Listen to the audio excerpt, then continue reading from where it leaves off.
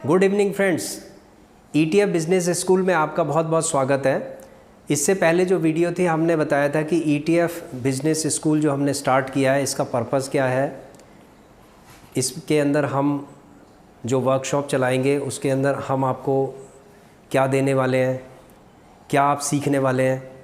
तो आइए हम चलते हैं कि पहली वर्कशॉप में, वर्कशॉप नंबर 1 ETF का मतलब क्या है, एक्सचेंज ट्रेडेड फंड। देखो, स्टॉक मार्केट के अंदर हमने बताया था कि बहुत तरीके की स्ट्रैटेजीज़ होती हैं, लेकिन ETF उनमें से एक यूनिक है जिसके अंदर कोई लॉस नहीं होता। ये एक इन्वेस्टमेंट का एक व्हीकल है जिसके अंदर आप इन्वेस्टमेंट करते जाएंगे और अपने फंड्स को ग्रो करते जाएंगे। तो ETF का मतलब है एक्सचेंज ट्रेडेड फंड। क्वेश्चन ये है कि इसको हम किस तरीके से बाय सेल करेंगे, बाय कैसे करेंगे।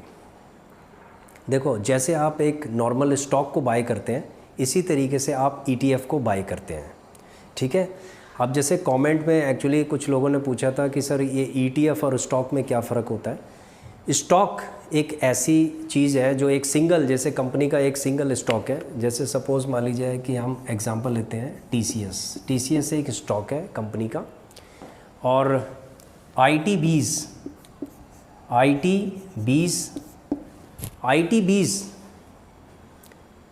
एक ETF है।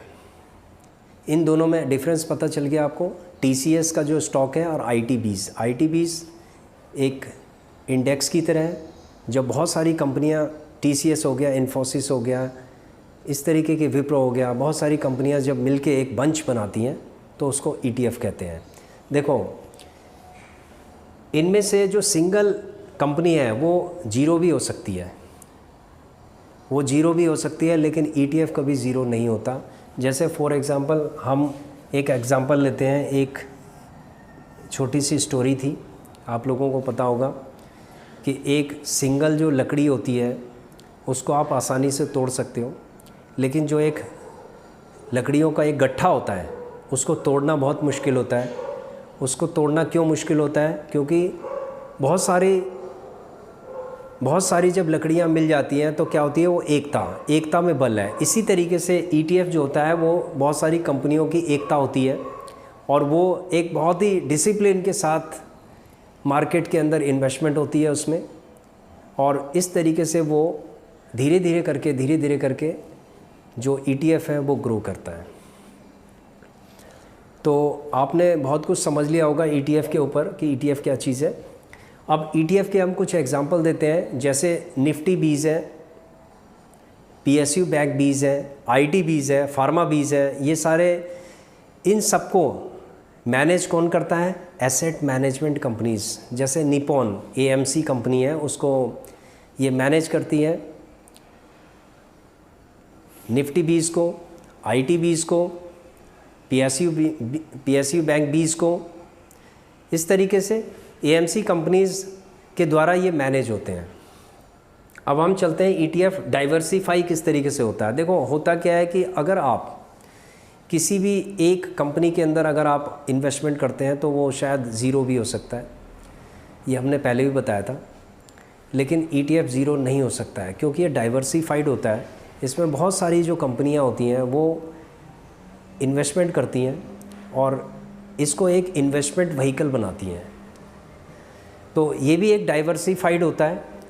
अब जैसे ETF के अंदर भी बहुत सारी कंपनियां होती हैं, एक बंच होता है, लेकिन इसके अंदर भी ये डाइवर्सिफाइड होता है।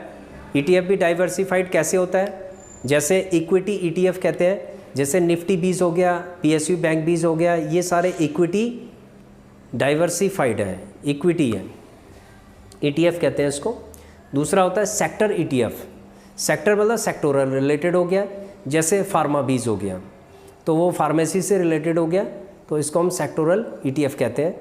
तीसरा हमारा आता है कमोडिटीज़, जैसे सिल्वर बीज हो गया, गोल्ड बीज हो गया, ये कमोडिटीज़ रिलेटेड ETFs हैं।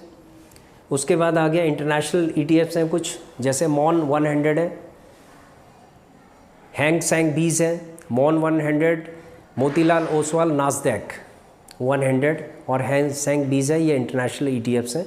तो इस तरीके से ये जो ETFs हैं ये भी डाइवर्सिफाइड होते हैं, ठीक है। जब हम इन्वेस्टमेंट करते हैं तो इनकी बहुत ही ज़्यादा इम्पॉर्टेंस होती है। एक तो हम सेक्टोरल देखते हैं कि कौन कौन से सेक्टर्स के अकॉर्डिंग हमें लेना है, उसके बाद हम इक्विटी ETFs देखते हैं कि इक्विटी मार्केट की कंडीशंस क्या हैं, उसके हिसाब से हम इन्वेस्टमेंट करते हैं। उसके बाद हम कमोडिटीज़ में देखते हैं कि कौन सा ETF अच्छा चल रहा है, कौन बाइंग लेवल पे है। ये सारी चीज़ें हम बाद में जब हम स्ट्रेटजीज़ पे काम करेंगे तो उसके बाद आपको पता चलेगा कि कौन सा ETF हमें लेना चाहिए और कौन सा हमें होल्ड करना चाहिए, कौन सा ETF हमें सेल करना चाहिए, कब सेल करना चाहिए, कब लेना चाहिए, कब उसको होल्ड करना चाहिए। तो ये सारी चीज़ें हम सीखेंगे। कुछ ऐसी इन्वेस्टमेंट, कुछ स्ट्रेटजीज़ हैं इसके अंदर, ETF के अंदर, जो हम आपको बताना चाहते हैं।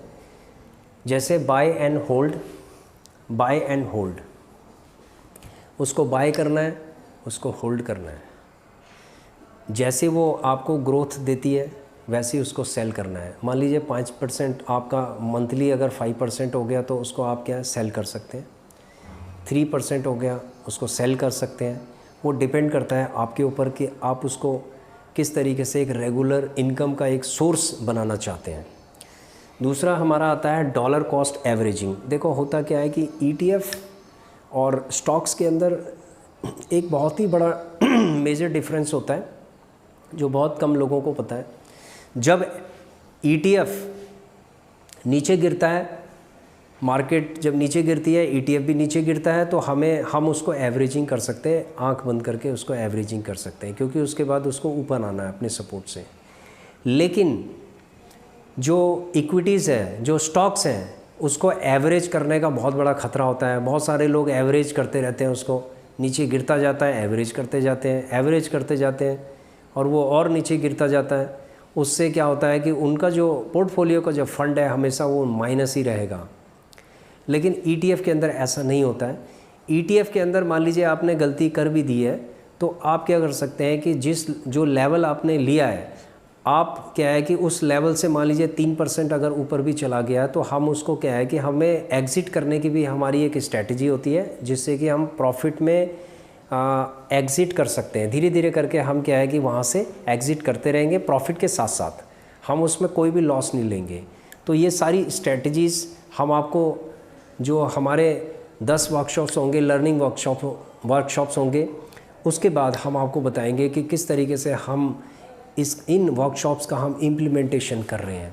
तो 11वीं वर्कशॉप और उसके बाद जो 11वीं वर्कशॉप होगी, उसके बाद हम जो भी ETF के अंदर हम जो वीडियोस लाएंगे वो सारा प्रैक्टिकल होगा।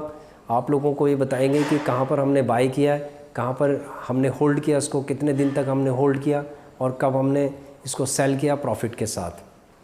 तो ये सारी चीज़ें हम आपके साथ शेयर करेंगे दोस्तों। तो पैसा कैसे बनता है ETF के अंदर, ये सारी चीज़ें आप समझेंगे इसको। और पैसा ज़रूर बनेगा, इन्वेस्टमेंट के थ्रू बनेगा, ट्रेडिंग के थ्रू बहुत कम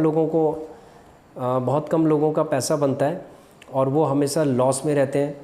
उसका कारण ये है कि साइकोलॉजी की कमी हो सकती है, लर्निंग की कमी हो सकती है, समय की कमी हो सकती है। तो कारण कुछ भी हो सकता है, लेकिन एक जो मैक्सिमम जो 90% जो ट्रेडर्स हैं, 90% से ऊपर जो ट्रेडर्स हैं वो हमेशा लॉस में रहते हैं। तो हम आगे आने वाली जो वर्कशॉप्स हैं उसमें ETF के बारे में आपको बताते रहेंगे कि किस तरीके से जो ETF है उसको हमें इसको लर्न करना है आने वाली वर्कशॉप्स में, ठीक है। तो आज हम इस वर्कशॉप का समापन करते हैं और मिलते हैं अगले वर्कशॉप में। तब तक के लिए आप स्वस्थ रहिए, मस्त रहिए और आप अपनी सेहत का ध्यान रखिए। बहुत बहुत धन्यवाद। आप हमारे चैनल को सब्सक्राइब कीजिए, लाइक कीजिए और शेयर कीजिए। बहुत बहुत धन्यवाद।